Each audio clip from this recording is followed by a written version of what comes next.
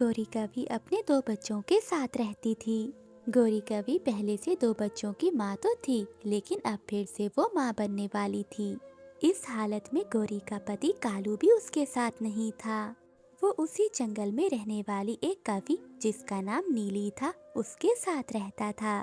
गौरी कवि बहुत मुश्किल से अपना गुजारा कर रही थी और ऊपर से बरसात का मौसम भी शुरू होने वाला था। माँ, मिठू अंकल अपना घर बना रहे हैं। माँ देखिए ना, हमारा घर कितना टूटा हुआ है। हमें भी अपने घर को ठीक कर लेना चाहिए। हाँ मुन्नी, तू ठीक कह रही है, मगर बेटी मैं इस हालत में कैसे घर को ठीक करूँगी?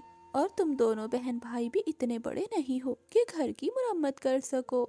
मुन्नी बेटी रहने दो, जो होगा देखा जाएगा। गौरी कवि जल्द ही अंडे देने वाली थी, मगर इस हालत में भी उसके पति कालू को गौरी कवि पर जरा भी रहम नहीं आया। एक दिन गौरी कवि अपने घर लौट रही थी कि रास्ते में उसे उसका पति कालू कौवा मिलता है। कालू जी, कैसे हैं आप? ठीक हूँ। तुम कैसी हो गौरी? हाँ, मैं भी ठीक हूँ, मगर आपके बच्चे आपका रोज पूछते हैं कि उनके बाबा कब आएंगे। हाँ, तो कह दो कि पापा कभी नहीं आएंगे। झूठी तसल्ली देने की कोई जरूरत नहीं है। अब मैं चलता हूँ, मुझे अपनी नीली जी के लिए ये फल लेकर जाने हैं। मेरी दूसरी पत्नी भी माँ बनने वाली है। फिर कालू कौवा वहाँ से चला जाता है और गौरी कवि भी वापस अपने घर लौट आती है। रात को बहुत तेज बारिश, आंधी और तूफान आता है। तेज हवा के कारण कालू कवि का घर गिरकर टूट जाता है। अरे कुछ करो ना, देखो मैं बारिश में भीग रही हूँ और मैं माँ भी बनने वाली हूँ। अगर मैं ऐसे ही बारिश में भीगती रही तो मैं बीमार हो जाऊंगी। जाओ, अब मेरी शक्ल क्या देख रहे हो, कुछ करो। मुझे भी कुछ समझ नहीं आ रहा कि इतनी तेज बारिश में मैं तुम्हें कहाँ लेकर जाऊँ। अरे कालू, क्या तुम अपनी पहली पत्नी को भूल गए हो? चलो उसके पास चलते हैं। फिर वो दोनों गौरी कवि के पास जाते हैं और दरवाजा खटखटाते हैं। कालू जी, आप इतनी तेज बारिश में यहाँ क्या कर रहे हैं? जल्दी अंदर आइए, वरना आप बीमार हो जाएंगे। कालू कवि के साथ उसकी दूसरी पत्नी को देखकर गौरी कवि हैरान हो जाती है। उसे लगा था कि कालू कौवा अकेला आया है। गौरी, बाहर बहुत तेज बारिश हो रही है और आंधी की वजह से हमारा घर टूट गया। नीली जी पेट से है, अगर मैं इसे ज्यादा देर बाहर रखता तो ये बीमार हो जाती। बस इसीलिए मैं तुम्हारे पास ले आया। हाँ हाँ ठीक है, ये घर भी तो आपका ही है। कालू कौवा अपनी दूसरी पत्नी को गौरी के घोंसले में सुला देता है और गौरी कवि बेचारी अपने बच्चों के साथ ही घोंसले में बैठ जाती है। जैसे तैसे रात गुजर जाती है। अगली सुबह भी बारिश रुकी नहीं थी। कालू जी, ये लीजिए दाना, ये दोनों मिलकर खा लीजिए। गौरी कवि दिल की बहुत अच्छी थी। भले ही कालू कवि ने उसे छोड़ दिया था और नीली कवि के साथ दूसरी शादी कर ली थी, मगर गौरी कवि फिर भी उसका बहुत ख्याल रखती है। देखते ही देखते 2 दिन बीत जाते हैं, मगर बारिश थी कि अभी तक नहीं रुकी थी। घर पे रखा हुआ सारा दाना धीरे धीरे खत्म हो गया था। गौरी कवि के बच्चे अब भूख से तड़प रहे थे। मम्मा, बहुत तेज भूख लगी है, कुछ खाने को दो ना। बच्चों, बहुत तेज बारिश हो रही है। जैसे ही बारिश रुकेगी तो मैं तुम्हारे लिए जाकर दाना ले आऊंगी। कई दिन गुजर जाते हैं, मगर बारिश नहीं रुकती। नीली कवि भी अब भूख से तड़प रही थी। कालू जी, देख क्या रहे हो? जाओ, अब जाकर मेरे लिए कुछ लेकर आओ। भूख से मैं मर रही हूँ। अरे नीली पत्नी जी, देखो बाहर कितनी तेज बारिश है। अब मैं इतनी तेज बारिश में कहाँ चला जाऊँ? वो सब मुझे नहीं पता, मुझे अभी के अभी भोजन ला कर दो। इसके आगे मुझे कुछ भी नहीं सुनना। कालू कौवा तेज बारिश में अपने घर से बाहर निकलता है, जिसके बाद वो जंगल में भोजन की खोज करता है। उसे एक मीठा फल मिल जाता है। वो मीठा फल लेकर अपनी पत्नी नीली कवि को देता है। नीली कवि जल्दी से वो पूरा फल खा जाती है। वहीं कालू कौवा अपने बच्चों को थोड़ा सा भी फल नहीं देता है। बारिश कई दिनों से हो रही थी। गौरी कवि का घर भी अभी हिलने लगा था। ये देखकर वो सभी घबरा जाते हैं। हे ऊपर वाले, ये अब क्या हो रहा है?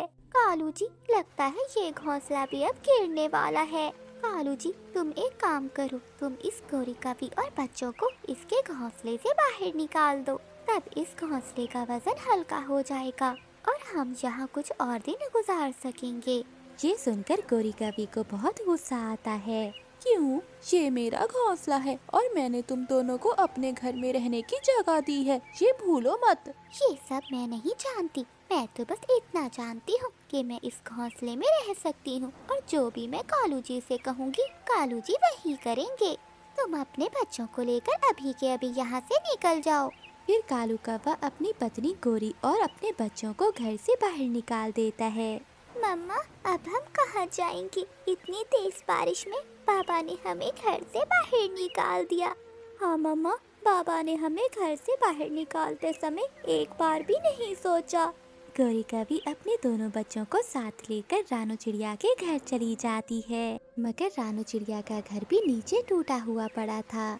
फिर गोरी कवि अपने बच्चों को लेकर मिठू तोते के पास जाती है। मिठू तोते के घर पहले ही बहुत सारे पक्षियों ने आसरा लिया हुआ था। गोरी कवि मिठू का दरवाजा खटखटाती है। क्या हुआ गोरी, इतनी तेज बारिश में बच्चों के साथ यहाँ क्या कर रही हो? मिठू भैया, हमारी मदद करो, हमें अपने घर में रहने दो। तभी बातें सुनकर अंदर से रानू चिड़िया भी बाहर आती है। चिड़िया बहन, तुम यहाँ, मैं तुम्हारे घर गई थी मगर वो तो टूटा हुआ था। हाँ गोरी बहन, बारिशें बहुत दिन से हो रही हैं और जंगल के सभी पक्षियों के घर टूट गए हैं। मेरा घोंसला भी टूट गया है, इसीलिए मैं मिठू तोते के घर आई थी। हाँ गोरी, मेरे घर में अब और इतनी जगह नहीं है कि मैं तुम्हें भी रख सकूं। पहले ही मेरे घर में बहुत सारे पक्षी हैं। अगर मैंने किसी और को रख लिया तो ये घोंसला भी टूट जाएगा। मिठू भैया, आप ऐसा करें कि गोरी के बच्चों को मेरी जगह अपने घर रख लें। मैं और गोरी बाहर रह लेंगे। ठीक है चिड़िया, जैसा तुम कहो। फिर मिठू तोता गोरी के बच्चों को घर में ले जाता है। रानू चिड़िया और गोरी कवि बाहर बारिश में भीग रही थीं। चिड़िया बहन, तुम्हारा बहुत बहुत धन्यवाद। तुमने मेरी मुश्किल समय में मदद की, मेरे बच्चों को बचा लिया।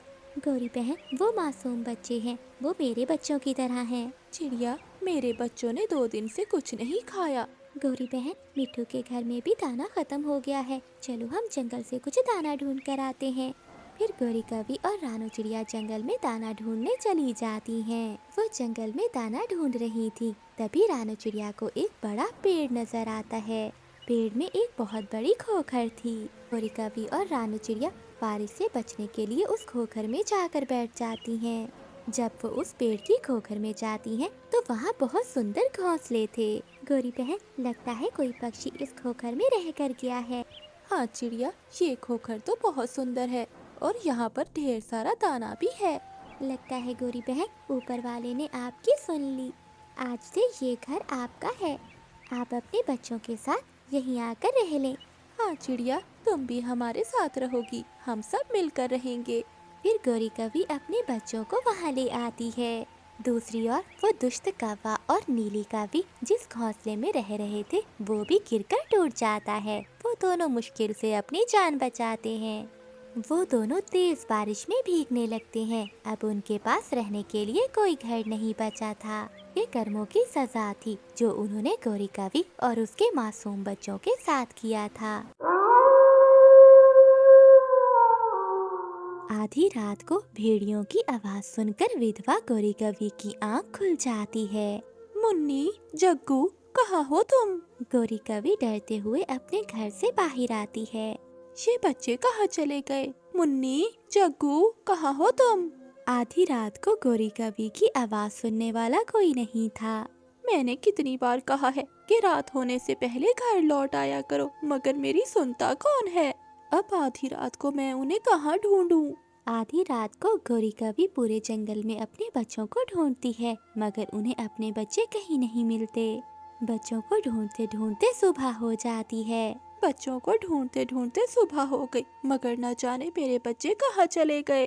गोरी कवि ऐसे बैठी अपने बच्चों को ढूंढ रही थी, तभी कबूतर, मिठू तोता और रानू चिड़िया वहाँ आते हैं। चिड़िया, क्या तुमने मेरे बच्चों को देखा है? नहीं गोरी बहन, मगर क्या हुआ? पता नहीं चिड़िया, रात से मेरे बच्चे कहीं चले गए हैं।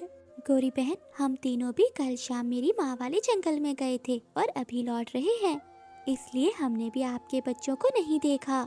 मगर गोरी बहन, आपको तो पता है ना कि रात को जंगल में कितना खतरा होता है। गोरी, तुम्हें तो पता है उन जालिम चीलों का।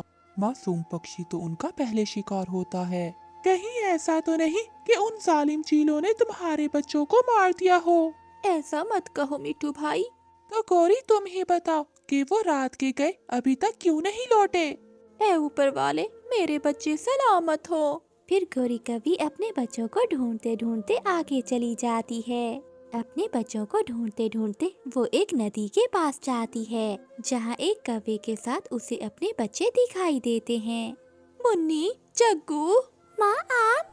रात भर कहाँ थे मेरे बच्चों? मैं तुम्हें रात से पागलों की तरह ढूंढ रही हूँ। दरअसल कसूर इनका नहीं है। ये कल रात मेरे बच्चे के साथ खेलने आए थे, मगर रात होने के कारण मैंने इन्हें घर नहीं जाने दिया। हाँ माँ, अंकल की बेटी गुड़िया हमारी दोस्त है, इसलिए हम उससे खेलने यहाँ आए थे। बच्चों, तुम्हें पता भी है कि रात से मैं कितनी चिंता में थी। मम्मा, अंकल हमें घर ही छोड़ने आ रहे थे। बच्चों को देखकर गोरी कवि की जान में जान आती है। मेरे बच्चों की जान बचाने के लिए आपका बहुत बहुत शुक्रिया। ये तो मेरा फर्ज था। अगर आपको बुरा न लगे तो मैं आपसे एक बात पूछूं? हाँ हाँ, पूछिए। आप इतने खतरों से खेलकर यहाँ आई, आपका पति कहाँ है? वो अब इस दुनिया में नहीं है। माफ करना, आपको दुखी करना मेरा मकसद नहीं था। चलो बच्चों, चलें घर। एक बात कहूँ, अगर बच्चे रोज आना चाहें तो उन्हें यहाँ आने देना। मैं उन्हें अपनी बेटी जैसा ही प्यार करूँगा। जी जरूर। अब गोरी कवि के बच्चे हर रोज कालू कौवे की बेटी से मिलने आया करते थे और साथ में गोरी कवि भी आती थी। कालू कौवा और गोरी कवि मन ही मन में एक दूसरे को पसंद किया करते थे। एक दिन कालू कौवा गोरी कवि से कहता है, गोरी जी, एक बात पूछूं? जी जी, पूछिए। अगर आपको कोई अच्छा सा कौवा मिल जाए तो क्या आप उससे शादी करोगी? इस बारे में तो मैंने कभी सोचा ही नहीं, मगर आप मुझसे क्यों पूछ रहे हो? असल में मैं भी अकेला हूँ। मेरी पत्नी जालिम चीलों का शिकार बन गई थी। मैं भी अपनी बेटी के लिए एक अच्छी माँ के इंतजार में हूँ। अगर आप चाहो तो हम दोनों शादी कर सकते हैं। जब से मेरे पति हमें छोड़कर गए हैं, मैं भी यही चाहती हूँ कि मेरे बच्चों को पिता का प्यार मिले, मगर अब कोई ऐसा मिलता ही नहीं जो मेरे बच्चों का पिता बन सके। अगर तुम चाहो तो मैं तुम्हारी सारी जिम्मेदारी लेने के लिए तैयार हूँ। ये सुनकर गोरी कवि चुप कर जाती है। क्या हुआ गोरी जी, आप चुप क्यों कर गई? मुझे कुछ सोचने का समय दें, मैं आपको सोचकर जवाब दूंगी। फिर गोरी कवि अपने बच्चों के साथ घर चली जाती है। कालू जी बहुत अच्छे हैं, मुझे लगता है कि वो हमारा बहुत ख्याल रखेंगे। गोरी कवि रात भर कालू कौवे के बारे में सोचती रही। अगले दिन वो कालू कौवे के पास जाती है। कालू जी, क्या मेरे बच्चे आपको बाबा कह सकते हैं? ये सुनकर कालू कौवा बहुत खुश हो जाता है और फिर वो दोनों खुशी खुशी शादी कर लेते हैं। फिर कालू कौवा और गोरी कवि अपने बच्चों के साथ रहने लगते हैं। ऐसे ही कुछ महीने बीत जाते हैं। एक दिन वो सब बाहर बैठे होते हैं। माँ, भूख लगी है, कुछ खाना दो ना। मामा, मुझे भी भूख लगी है, कुछ दीजिए ना खाने को। बच्चों, रात होने वाली है, इस समय हमारा बाहर जाना सुरक्षित नहीं है। अरे गोरी, रात भर बच्चों को भूखा रखोगी क्या? बच्चों, तुम चिंता नहीं करो, मैं कुछ करता हूँ। मगर इस समय बाहर जाना खतरे से खाली नहीं है। गोरी, चाहे कुछ भी हो जाए, मगर मैं अपने बच्चों को भूखा नहीं रख सकता। अपने पति का बच्चों के प्रति प्यार देखकर गोरी कवि खुश हो जाती है। कालू जी, जल्दी लौट आना। गोरी, तुम चिंता नहीं करो, मैं अभी गया और अभी आया। फिर कालू कौवा जंगल में चला जाता है। कोई जालिम पक्षी आ जाए, इससे पहले जल्दी जल्दी फल तोड़ लेता हूँ। ऐसा सोचते हुए कालू कौवा फल के पेड़ से कुछ फल तोड़ने लगता है। तभी झाड़ियों के पीछे एक जालिम चील बैठी हुई थी। काफी दिनों से कोई मांस नहीं खाया, आज मिला भी तो ये काला कौवा। कोई बात नहीं, जैसा भी है मांस तो है, इसे खाकर मजा ही आएगा। फिर वो चील कालू कौवे पर हमला कर देती है। देखते ही देखते वो कौवे को मारकर खा जाती है। ये सब कुछ पेड़ के पीछे बैठी रानू चिड़िया देख रही थी। अरे, ये तो कालू कौवा है जिसकी अभी अभी शादी हुई थी। फिर रानू चिड़िया गोरी कवि के पास जाती है। गौरी बहन, ये कहते हुए बहुत दुख हो रहा है कि तुम फिर से विधवा हो गई हो। क्या चिड़िया, ये तुम क्या कह रही हो? हाँ गौरी बहन, आपके कालू कौवे को जालिम चील ने मार दिया है। ये सब मैं अपनी आंखों से देख कर आ रही हूँ। नहीं, ऐसा नहीं हो सकता। मेरे कालू जी नहीं मर सकते। अपने आप को संभालो गौरी बहन। चिड़िया, अब मैं जी कर क्या करूँगी? नहीं जीना, मुझे नहीं जीना इस जालिम जंगल में। गौरी बहन, आपको अपने बच्चों के लिए जीना है। पहले आपके 2 बच्चे थे, अब आपके 3 बच्चे हैं। ऐसे ही कुछ दिन बीत जाते हैं। एक दिन गौरी कभी फल खाते खाते सोचती है, ये फल बहुत मीठे हैं, मैं यहीं से पेट भर कर खा लेती हूँ और बाकी अपने बच्चों के लिए ले जाती हूँ। फिर गौरी कभी 3 फल लेकर वहाँ से उड़ती है, मगर रास्ते में एक फल गिर जाता है, जिसका गौरी कभी को पता नहीं चलता। घर जाकर गौरी कभी तीनों बच्चों को फल देने लगती है। ये लो मुन्नी, ये फल तुम्हारे लिए, और जग्गू ये तुम्हारे लिए। अपने बच्चों को फल देते हुए गौरी कभी को पता चला कि एक फल तो गिर गया है। अरे, तीसरा फल कहाँ गिर गया? गुड़िया बेटी, लगता है तुम्हारा फल रास्ते में ही गिर गया है। गौरी की बात सच थी, मगर गुड़िया को गलतफहमी हो जाती है। सौतेली माँ हमेशा सौतेली ही होती है। ये मुझे भूखा रख रही है ताकि मैं यहाँ से चली जाऊँ। गुड़िया के दिल में अपनी मम्मा के लिए नफरत हो गई थी। एक सुबह जब गौरी कभी अपने बेटी को नदी पर पानी पिला रही थी। माँ, मुझे भी पानी पीना है। हाँ गुड़िया बेटी, मुन्नी के बाद मैं तुम्हें ही पानी पिलाऊंगी। गौरी कभी वहाँ बैठी हुई थी कि मिठू तोता वहाँ आता है। गौरी जल्दी करो, तुम्हारी सहेली नीली कवि की तबीयत बहुत खराब है। ये सुनते हुए गौरी कभी वहाँ से चली जाती है। ये सब कुछ गुड़िया देख रही थी। गुड़िया को अपनी माँ से और भी ज्यादा नफरत हो गई थी। सौतेली माँ हमेशा सौतेली होती है। वो अपने बच्चों को ज्यादा प्यार देती है और मुझसे सौतेला व्यवहार करती है। गुड़िया के दिल में अपनी माँ के लिए नफरत हो गई थी। अगर मुझे मम्मा का प्यार पाना है तो मुझे मम्मा के बच्चों को मारना होगा। फिर गुड़िया अपने बहन भाई को मारने का प्लान बनाती है। चलो मुन्नी और जग्गू, आज हम कुएं के पास खेलने चलते हैं। हाँ हाँ चलो, बड़ा मजा आएगा। मगर भैया, मम्मा को पूछे बिना हम कैसे जा सकते हैं? मम्मा के आने से पहले हम वापस आ जाएंगे। मम्मा को कुछ पता नहीं चलेगा। दोनों को मार डालने के इरादे से गुड़िया उन दोनों को कुएं के पास ले जाती है। अरे वाह, देखो कुएं में मैं तो दिख रही हूँ। फिर वो सब कुएं में देखने लगते हैं। वो दोनों कुएं में देख रहे होते हैं, तभी गुड़िया पीछे से उन्हें कुएं में धक्का दे देती है। जग्गू और मुन्नी कुएं में गिरकर मर जाते हैं। अब सौतेली माँ सिर्फ मुझे ही प्यार करेगी। फिर गुड़िया अपने घर जाने लगती है। रास्ते में उसे गौरी कभी मिल जाती है। गुड़िया, तुम यहाँ क्यों आई हो और घर पर कौन है? मम्मा मम्मा, जग्गू भैया हमें खेलने के लिए जबरदस्ती काली पहाड़ी पर ले गए थे और वहाँ गुड़िया बेटी, वहाँ क्या? मम्मा, वहाँ एक चील ने भैया और बहना को खा लिया। नहीं। गुड़िया की बात सुनकर गौरी कभी के सर पर तो आसमान टूट पड़ता है। माँ, मैं हूँ ना, आप चिंता ना करें। हाँ बेटी, मुझे तुम पर पूरा विश्वास है कि तुम मेरा सहारा बनोगी। सौतेली माँ, अब तुम मुझे सगे बच्चों जैसा प्यार दोगी।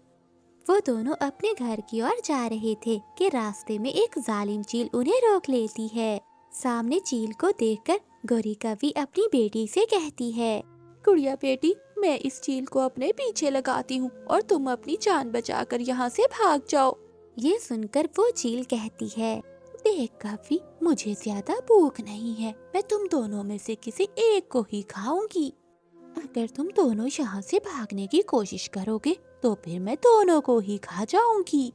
जालिम चील, तुम मेरी बेटी को यहाँ से जाने दो, मैं अपनी जान देने के लिए तैयार हूँ। ये सुनकर गुड़िया दंग रह जाती है। गुड़िया जा, चली जा यहाँ से। माँ, आप मुझे बचाने के लिए अपनी जान खतरे में डाल रही हो। इसी को तो माँ कहते हैं बेटा। चल जा गुड़िया, चली जा यहाँ से। सौतेली माँ जान बचा रही है। ये देखकर गुड़िया को अपने किए पर बहुत पछतावा हो रहा था। माँ, मैं नहीं, तुम अपनी जान बचाओ मेरी माँ। नहीं गुड़िया, मैं कह रही हूँ जाओ यहाँ से, जाओ। नहीं माँ, अगर अब जान बचेगी तो वो बस मेरी माँ की, क्योंकि मैं आपकी गुनहगार हूँ। गुड़िया ऐसा क्यों बोल रही हो? माँ, आपके सगे बच्चों को मैं अभी कुएं में धकेल कर आ रही हूँ। ये सुनकर गौरी कवि दंग रह जाती है। मुझे मर जाने दीजिए मम्मा, मैं आपकी गुनहगार हूँ। आखिर आखिर तुमने ऐसा क्यों किया गुड़िया? मम्मा, मुझे गलतफहमी हो गई थी। मुझे लगा कि तुम मुझसे प्यार नहीं करती हो और तुम्हारा प्यार पाने के लिए मैंने आपके सगे बच्चों को मार दिया। ये सुनकर गौरी कवि की आंखों में आंसू आ जाते हैं। बेटी, तुमने जो भी किया मगर मैं तुम्हें मरने नहीं दूंगी। अपनी सौतेली माँ का प्यार देखकर गुड़िया बहुत पछताती है। जा बेटी, चली जा, यहाँ से भाग जा। जालिम चील कब से उन दोनों की बातें सुन रही थी। तू वही कवि है ना जिसकी कुछ समय पहले शादी हुई थी? तेरे पति का नाम कालू था ना? हाँ चील जी, उसे मैंने ही मारा था, मगर आज मैं तुम्हें नहीं मारूंगी। आज तुम दोनों को देखकर मुझे ये पता चल गया कि माँ का प्यार क्या होता है। तुम दोनों यहाँ से चली जाओ, आज मैं भूखी ही रह लूंगी। फिर वो दोनों अपने घर की ओर जाने लगते हैं। माँ, मुझे माफ कर दो। बेटी, माँ हमेशा माँ ही होती है, चाहे वो सौतेली हो या सगी। मैंने तुम्हें माफ किया। कालू कौवा खिड़की में बैठा मिठू तोते और हरियाली तोती के जाने का इंतजार कर रहा था। मिठू जी, मुझे बहुत भूख लगी है। हरियाली, मुझे तो प्यास लगी हुई है। हम दोनों नदी पर चलते हैं, वहाँ जाकर तुम फल खा लेना और मैं पानी पी लूंगा। ऐसा कहते हुए वो दोनों पति पत्नी नदी की ओर जाते हैं। पीछे से मौका देखकर कालू कौवा मिठू तोते के घर में घुस जाता है। अरे वाह, आज तो दो दो अंडों का ऑमलेट बनाएंगे। गौरी बहुत खुश होगी। मिठू तोता और हरियाली तोती एक पेड़ पर बैठ जाते हैं। रुकिए मिठू जी, हम तो दरवाजे का ताला लगाना भूल गए हैं। हाँ हाँ हरियाली, वापस चलते हैं क्योंकि कल ही बुलबुल का अंडा किसी ने चुरा लिया था। फिर वो दोनों पति पत्नी अपने घर की ओर जाते हैं। मिठू जी देखिए, चोर, हमारे घर में चोर घुस आया है। कालू काफे, आज तो मैं तुम्हें नहीं छोड़ूंगा। तुम मेरे अंडे चुराने आए थे? नहीं नहीं मिट्टू, मैं तो तुमसे मिर्ची लेने आया था। मैं तुम्हें बताता हूँ अभी। फिर हरियाली तोती और मिठू तोता मिलकर कालू कौवे को मारते हैं। कालू कौवा मुश्किल से अपनी जान बचाकर वहाँ से भागता है। क्या हुआ कालू, किससे अपने पंख तुड़वा कर आ रहे हो? गौरी, मैं तो तुम्हारे लिए मिट्टू के अंडे चुराने गया था, मगर न जाने वो पति पत्नी कहाँ से आ गए और मेरी खूब धुलाई की। ऐसे ही कुछ दिन बीत जाते हैं। रानू चिड़िया अपने घोंसले में बैठी अपने अंडे को देख रही थी। कई दिन हो गए मैंने दाना नहीं खाया, आज मैं किसान के खेत से जाकर दाना खा लेती हूँ। फिर रानू चिड़िया वहाँ से चली जाती है। कालू जी, तुम प्याज काटो और मैं जंगल का चक्कर लगा कर आती हूँ, किसी का अंडा चुरा कर लाती हूँ, क्योंकि तुमसे तो अंडे नहीं चुरा होते। आज मेरा ऑमलेट खाने को बहुत मन कर रहा है। गौरी, जल्दी आना और आते हुए मिर्ची भी ले आना, घर में मिर्ची नहीं है। गौरी कभी अपने घर से निकलती है। वो रानू चिड़िया को जाता हुआ देख रही थी।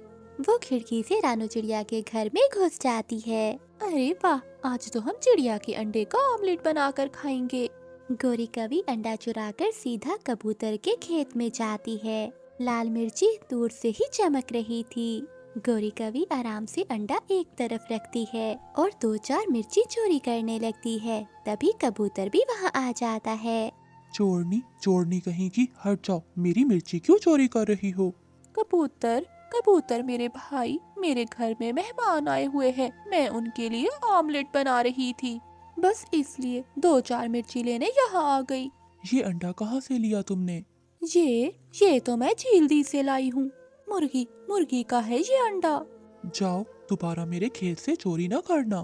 फिर गौरी कभी मिर्ची और अंडा लेकर वहाँ से भाग जाती है। कालू, रो क्यों रहे हो? गौरी, रो कहाँ रहा हूँ, प्याज काट रहा हूँ।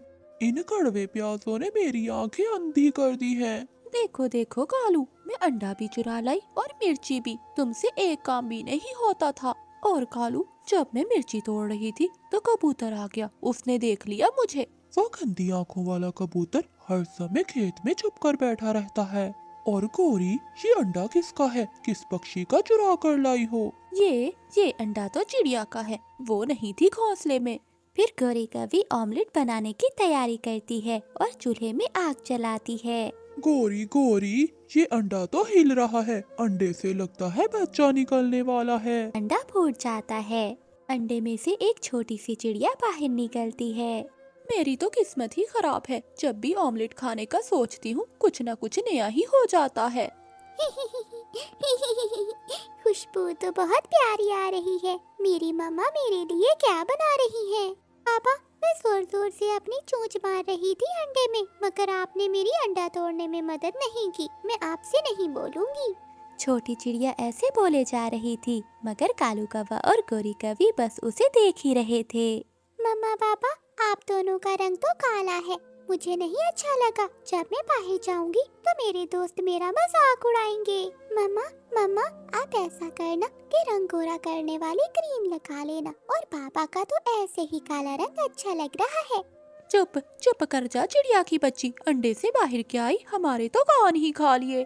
गौरी, प्याज भुन गए तो ऐसे ही मिर्ची डालकर ले आओ। आज फिर से ऑमलेट नहीं मिलेगा। फिर कौवा और कौवी छोटी चिड़िया को घर में छोड़कर बाहर चले जाते हैं। जब रानू चिड़िया दाना खाकर वापस आती है तो घोंसले में अपना अंडा ना देखकर रोने लगती है। जालिम जालिम है वो जो मेरा अंडा चुरा कर ले गया। मेरे अंडे ने किसी का क्या बिगाड़ा था? मैं अपना अंडा कहाँ से लूंगी? मैं कहाँ से लूंगी अपना अंडा? मामा चिड़िया ऐसे बैठी रोती रहती है। कालू, इस छोटी चिड़िया का क्या करना है? गौरी, मैं तो कहता हूँ उसे पहाड़ों में जाकर छोड़ आओ। अगर किसी को पता चल गया कि हमने अंडा चुराया है तो सारे पक्षी मिलकर हमें जंगल से निकाल देंगे। मैं रात को जाऊंगी और ठिकाने लगा दूंगी उस छोटी चिड़िया को। फिर रानू चिड़िया कौवों के पास आती है। गौरी और कालू, किसी ने मेरा अंडा चुरा लिया है। क्या आपने किसी को देखा है? ना ना, हमने किसी को नहीं देखा। हम तो अभी अभी दूसरे जंगल से आए हैं। मैं तोते और कबूतर से जाकर पूछती हूँ। कबूतर कबूतर भैया, किसी ने मेरा अंडा चोरी कर लिया है। मैं थोड़ी देर पहले दाना खाने बाहर गई थी कि किसी ने मेरा अंडा चुरा लिया। फिर कबूतर को गौरी कौवी की बात याद आती है। वो गौरी कभी भी आज एक अंडा लेकर आई थी। जब मैंने पूछा तो उसने कहा कि वो झील से मुर्गी का अंडा लाई है। कबूतर भैया, वो कौवे तो मुझे रास्ते में मिले हैं। वो आज दूसरे जंगल गए हुए थे। रात हो जाती है। रानू चिड़िया अपने घोंसले में उदास बैठी हुई थी और गुड़िया आराम से गौरी के घोंसले में सो जाती है। देखो तो कालू, सियानी माँ कैसे मेरे घोंसले में लेटी हुई है। मैं अब कहाँ लेटूंगी? मम्मा, मैं जाग रही हूँ। मम्मा, आप फिक्र ना करें, आप मेरे साथ सोएंगी। गौरी, जाओ और इसे पहाड़ों में छोड़ आओ। ऐसा ना हो कि किसी को मालूम हो जाए कि चिड़िया का अंडा हमने चुराया है। हाँ हाँ, मैं जाती हूँ। चलो बेटी, मैं तुम्हें जंगल की सैर करा कर आती हूँ। मम्मा, अभी तो रात है। आप मुझे सुबह लेकर जाना जंगल की सैर कराने। बेटी, कल तो मुझे दूसरे जंगल जाना है, तुम अभी मेरे साथ चलो। फिर गौरी कौवी गुड़िया को अपने साथ पहाड़ों पर ले जाती है। तुम यहाँ बैठो और मैं तुम्हारे लिए मीठी कैंडी लेकर आती हूँ। मेरी मम्मा मुझसे कितना प्यार करती है, मेरे लिए रात को मीठी कैंडी लेने जा रही है। मम्मा, जब मैं बड़ी हो जाऊंगी तो मैं भी आपको बड़ी बड़ी चॉकलेट ला कर दूंगी। अच्छा अच्छा, अब मैं जाती हूँ। गौरी कौवी वहाँ से जाने लगती है। मम्मा मम्मा रुके, मेरी बात सुने। अब क्या हुआ? मैंने कहा था कि चुप करके बैठना है। मम्मा, रहने दे, मैं कैंडी नहीं खाऊंगी। रात का अंधेरा है, कहीं मेरी मम्मा को चोट ना लग जाए। मैं दाना ही खा लूंगी। अच्छा, तो मैं तुम्हें दाना ही ला कर देती हूँ। मम्मा, मैं भूखी रह सकती हूँ, मगर रात के इस समय अपनी मम्मा को तंग नहीं कर सकती। हम दोनों घर चलते हैं, जब सुबह होगी तो मैं दाना भी खा लूंगी। इस छोटी चिड़िया के तो हर बात से प्यार झलक रहा है, और मैं कितनी जालिम हूँ जो एक बच्ची को मारने चली थी। गौरी कौवी ऐसा सोचती है और गौरी कौवी की आंखों में आंसू आ जाते हैं। चलो बेटी, हम घर चलते हैं। गौरी कौवी छोटी चिड़िया को वापस घर ले आती है। गोरी, क्या हुआ? इसे वापस क्यों ले आई हो? कालू, मैंने सोच लिया है कि मैं कल इसे इसकी माँ के पास छोड़ आऊंगी। गोरी, ऐसे तो हम पकड़े जाएंगे। जो होगा देखा जाएगा। अगली सुबह हो जाती है। गौरी कवि छोटी चिड़िया को साथ लेकर रानू चिड़िया के पास जाती है। रानू चिड़िया, मैंने ही तुम्हारा अंडा चुराया था और ये बेटी तुम्हारी है। फिर रानू चिड़िया अपनी बेटी को गले से लगाती है। गौरी बहन, आपका बहुत बहुत शुक्रिया। अगर बुराई करने के बाद आपको बुराई का एहसास हो जाए तो दिल साफ हो जाता है। अच्छा ही हुआ कि आंटी कवि आप मेरी मम्मा नहीं हो। अब मुझे अपने दोस्तों के सामने शर्मिंदा नहीं होना पड़ेगा। ये सुनकर मामा चिड़िया और गौरी कवि हंसने लगती हैं। चिड़िया, तुम्हें तो पता है कि मेरी कोई औलाद नहीं है। मेरे इस बुढ़ापे में तुम ही मेरा सहारा बनी हो। तुम मेरी बहुत अच्छी दोस्त हो। चील माँ जी, आपका दिल बहुत नरम है, वरना मुझ जैसी छोटी सी चिड़िया से कौन भला दोस्ती करता। मुझे बहुत प्यास लगी हुई है। चलो बेटी, नदी से पानी पीने चलते हैं। फिर रानू चिड़िया और बूढ़ी चील नदी पर पानी पीने चली जाती हैं। नदी पर गौरी कवि पहले से आई हुई थी। बूढ़ी चील जी, आप इस गरीब चिड़िया के साथ भला क्या कर रही हैं? गौरी, ये चिड़िया मेरी बेटी जैसी है, मगर चीलें तो पक्षियों को खा जाती हैं। चुप कर जाओ गौरी, वो और चीलें होंगी, मैं उन जैसी चील नहीं हूँ। चलो बेटी, आगे चलते हैं। फिर रानू चिड़िया और चील वहाँ से चली जाती हैं। बूढ़ी चील का तो दिमाग खराब हो गया है, जो इस छोटी सी चिड़िया को अपनी बेटी बनाकर बैठी हुई है। अरे, मुझ में क्या कमी थी? सारे जंगल में मेरी बुद्धि की मिसाल दी जाती है। इस चिड़िया की जगह पाने के लिए मुझे कुछ न कुछ तो करना होगा। फिर गौरी कवि वहाँ से चली जाती है। रास्ते में गौरी कवि की नजर दो उल्लुओं पर पड़ती है। लगता है उस बूढ़ी चील का दिमाग खराब हो गया है। जब देखो उस छोटी चिड़िया के साथ ही रहती है। तुम ठीक कह रहे हो। अगर मेरा बस चलता तो मैं उस छोटी चिड़िया को मार देता। अगर मेरा बस चलता तो मैं उस चील को मार देता और जंगल पर राज करता। वो बूढ़ी तो है, मगर अभी तक उसमें इतनी ताकत है कि वो हम दोनों को मार सकती है। तू चिंता मत कर, वक्त आने पर हम उन दोनों को मारकर जंगल पर राज करेंगे। उन दोनों की बातें सुनकर गौरी कवि सोचती है, ये उल्लू भी मेरी तरह चिड़िया के दुश्मन है। अब चिड़िया को रास्ते से हटाने के लिए मुझे कोई ना कोई उपाय तो सोचना ही होगा। फिर चिड़िया की जगह मैं बनूंगी चील की सहेली और जंगल के सभी पक्षी मुझसे डरेंगे। ये सोचते हुए गौरी कवि सबसे पहले चील के पास जाती है। चील माँ जी, आप यहाँ बैठी हैं और जंगल में दो उल्लू आपको मारने की साजिश कर रहे हैं। मुझे मारना इतना आसान नहीं है कवि। मगर माँ जी, उन दो उल्लुओं का कुछ ना कुछ तो करना ही होगा ना। गौरी, मैं चील हूँ, जब भी वो मुझ पर हमला करेंगे तो मैं उन्हें चीर कर रख दूंगी। फिर गौरी कवि वहाँ से उल्लुओं के पास जाती है। हम उल्लुओं के पास आते हुए तुम्हें डर नहीं लगा कवि? लगता है तुझे अपनी जान प्यारी नहीं है। उल्लुओं, पहले अपनी जान बचाओ, मैं तुम्हें आगाह करने आई हूँ। बता कवि, क्या खबर लेकर आई है? जब तुम दोनों चील को मारने की साजिश कर रहे थे तो तुम्हारी बात उस चिड़िया ने सुन ली थी और चिड़िया ने जाके ये बात उस चील को बता दी है। ये चिड़िया ने अच्छा नहीं किया। तुम ही बताओ गौरी, अब हमें क्या करना चाहिए? बूढ़ी चील को मारकर खुद जंगल पर राज करो या फिर उस चिड़िया को सबक सिखाओ।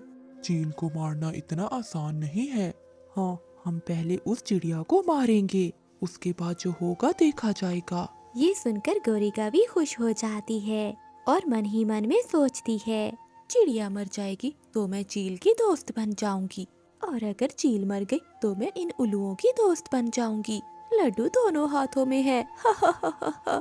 अगले दिन दोनों उल्लू रानू चिड़िया को ढूंढते हैं। वो दोनों रानू चिड़िया पर हमला करने ही जा रहे थे कि तभी वहाँ कबूतर आ जाता है। रानू बहन, जल्दी से भाग जाओ, तुम्हारी जान खतरे में है। ये क्या कह रहे हो कबूतर भैया? कौन मुझे मारना चाहता है? दो उल्लू। दो उल्लू? वो मुझे क्यों मारना चाहते हैं? मैंने उनका भला क्या बिगाड़ा है? वो मैं नहीं जानता। जब मैं जंगल से गुजर रहा था तो मैंने देखा वो दो उल्लू गौरी कवि के साथ खड़े तुम्हें मारने का प्लान बना रहे थे। कबूतर भैया, मैं अभी जाकर चील को बताती हूँ।